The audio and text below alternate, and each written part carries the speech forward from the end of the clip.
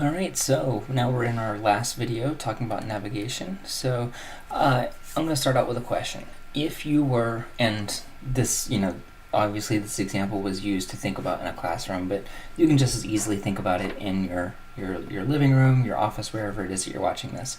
If you were to spin around in this whatever seat you're sitting in right now with your eyes closed and you stopped, would you know where you were? Would you know which part of, where the front of the classroom was? Or if you're imagining in your office and you're spinning around, would you know where the computer is?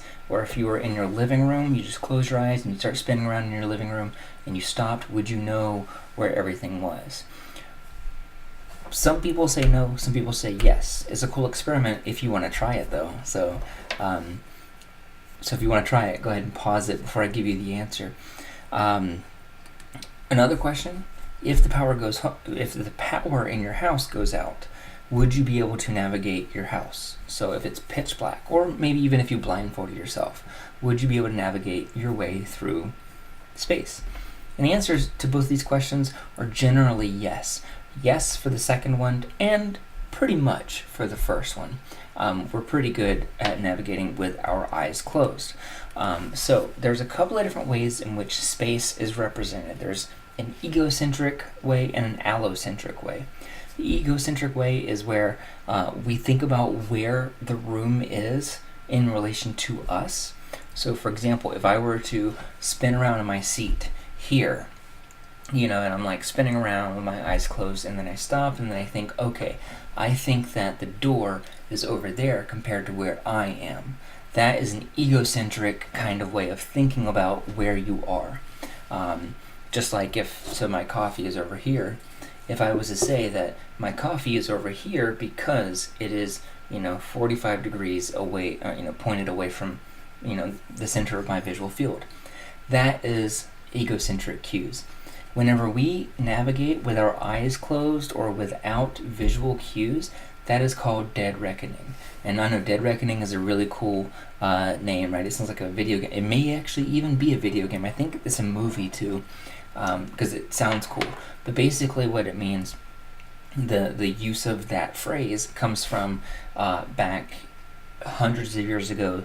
Sailors would be out on the open water, and they would kind of know which direction to go. And so without any kind of visual cues, before they were, let's say they can't look at the stars, they'd be able to say, I reckon that it's over this way, right? So that's called a dead reckoning. The opposite of that is the allocentric cues. And allocentric cues are whenever we think about where things are in our environment based on the geography of the room, the placement of other items. So for example, if I said that my coffee is over here because I have a monitor right there and it's right in front of the monitor, that is an allocentric view of navigation. And that's called piloting or beaconing, that you are navigating based on cues and the relationship that those cues have. So, two different types here. One is we think about where things are around us. If we're doing that, we're using the phrase us, and that is egocentric. If we think about where things are related to one another, then that's allocentric. And if your question is, well, which of these do we use? Well, we use both of them. They're both being used simultaneously all the time. They complement one another. So, do you think that you need landmarks to navigate an environment? I already kind of gave it away, right? You can close your eyes and kind of navigate through your house, right? You can probably do a pretty good job even if you have your hands tied behind your back and you can't quite feel your way through. Just like sailors would on the open sea, they would be able to navigate without seeing any real landmarks around them. And so whenever we talk about landmarks, we're talking about without visual landmarks. We're talking about without tactile landmarks. So you're not sticking your hands out, feeling your way or anything like that. So how are we able to do that? Usually a lot of the research here is with virtual navigation. And with virtual navigation, you can remove all possible landmarks. Because if you think about doing that right now, you can't do it outside, right? Because there's a sun above you or moon. There's trees or streets. There's all these different kind of cues and these different landmarks.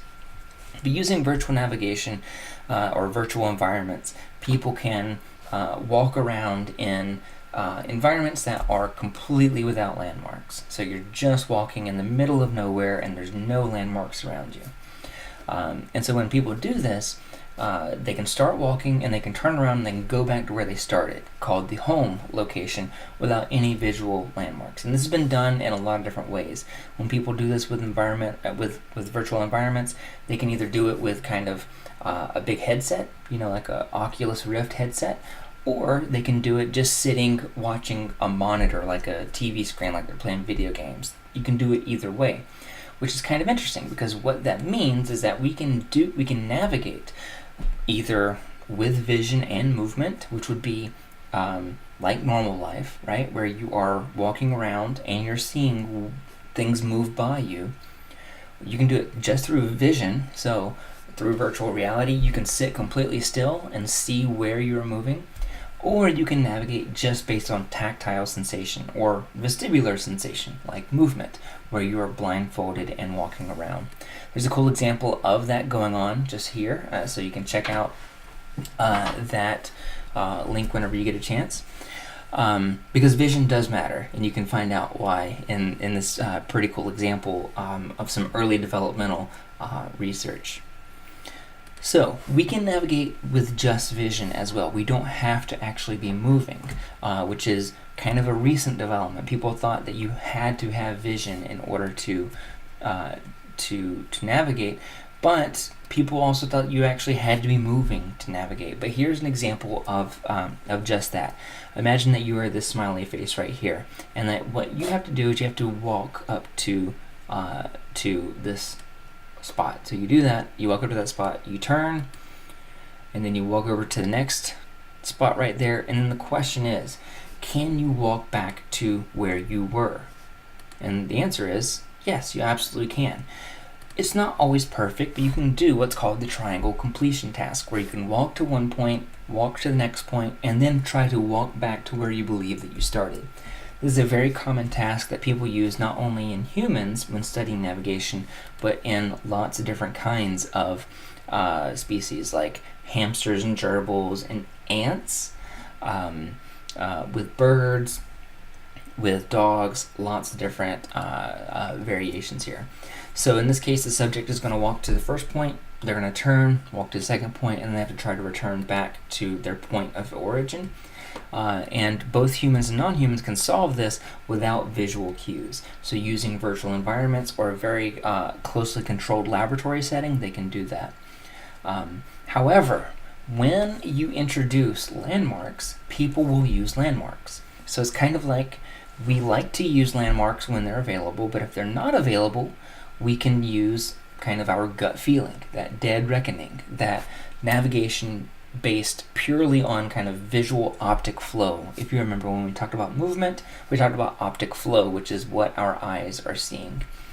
One of the cool things about this is that if you are doing this research and you add in landmarks that are incompatible with your kind of feeling about where you are, what happens is that you will average the distance between those two things. So for example, let's say that you start right here. Whenever you're starting, you see these landmarks next to you. So you walk up to the first point, you turn, and you walk over to the next point, and then the question is, where do you go from here? Do you go straight back to where you were, or do you go next to these landmarks? Because you're either using dead reckoning by going back to where you started, where you felt like you started, or you're using beaconing or piloting whenever you go right next to the landmarks. And what happens is that people will split the difference. They will find their way somewhere in between these two things. All right, so that's most of what I wanted to cover for navigation. Our sense of space, our sense of mapping out our environment using kind of our vestibular sense, using our sense of movement. The next thing that I'm going to talk about is a few cases of problems that we can have with our vestibular system. The first of these is called maldebarkment syndrome. And maldebarkment syndrome is basically seasickness. Or actually, to put it a different way, it's actually getting your sea legs. So if you've ever been on a cruise, you know exactly the feeling, where you are on a boat and at first you feel every sway of the cruise ship, while it is hitting these waves, and it sways back and forth, and for a lot of people it can make you sick, right?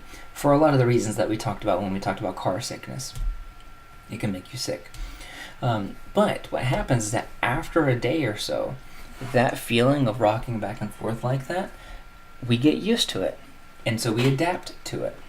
And so we get used to that fluid moving back and forward in our semicircular canals.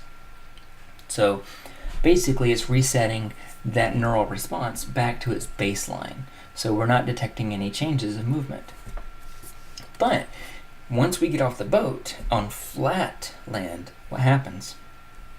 Basically, our semicircular canals are used to fluid going back and forth like that, and now that we're completely still, is now detecting a change. And sometimes people, when they get off the boat, they fall over because they have no sense of balance.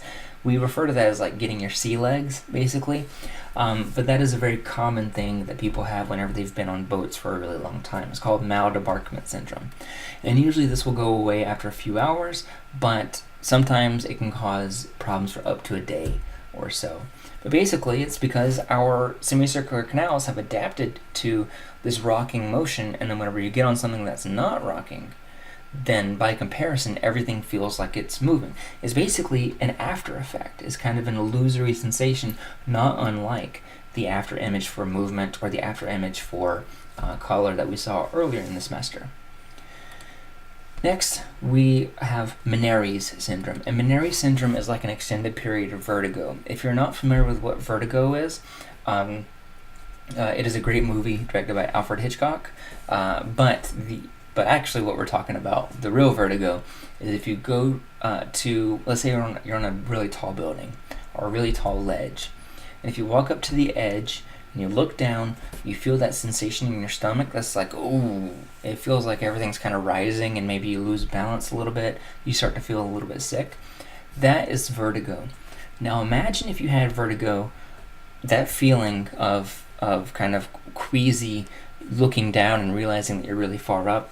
Imagine if that happened out of nowhere, that you're just sitting in your office chair and all of a sudden you have that really crazy feeling. That is basically Meniere's syndrome. And so there's these sudden onsets of dizziness, of a lack of balance, and a lack of orientation. And so it can cause people to fall down. It can cause people to be very, very sick and throw up a lot, because basically they feel like they're motion sick, because their inner ear is telling them something, which is that they are moving, right? That they are moving, that they're spinning, when their eyes are telling them that they're not moving. So the unpredictability of this, the fact that they come out of nowhere, there's no way to predict it, is really terrifying from the people who have Meniere's syndrome. And so the reason, or I guess the cause of Meniere's syndrome, is usually because a part of the vestibular organ, the semicircular canals, either starts to leak the perilymph fluid, or it's blocked up. Either one is bad news, because basically your sense of balance is totally off. Not only is it off in the sense that whenever you're moving, you're not feeling like you're actually moving, but you have one inner ear that is communicating a different signal compared to the other inner ear, and that is very disorienting, and that can make us feel very sick. So the treatments to that, there are a couple of different ones. There are some medications that can dampen that feeling. They can sometimes go in and surgically unblock those canals, or sometimes they can completely remove the vestibular organ in its entirety. And when that happens, it's not nearly as bad as you would think, because essentially what happens is they remove that, and you still have another vestibular organ in your other inner ear that allows you to sense things totally normally. So there's a video that kind of walks through what it's like. Actually I take that back. It's not what it's like to have Meniere's syndrome, but kind of how Meniere's syndrome can start. So you're going to see a lot of anatomy in the inner ear, and how it can become punctured, or how the perilymph fluid can leak, and how that would lead to problems. And that's all that I have for this chapter. So I don't know, I hope that you found this interesting. Maybe you even enjoyed it because it's very different than everything else we've talked about so far this semester. This textbook goes into a lot of detail about some of the specifics and some of the nitty-gritty about these topics.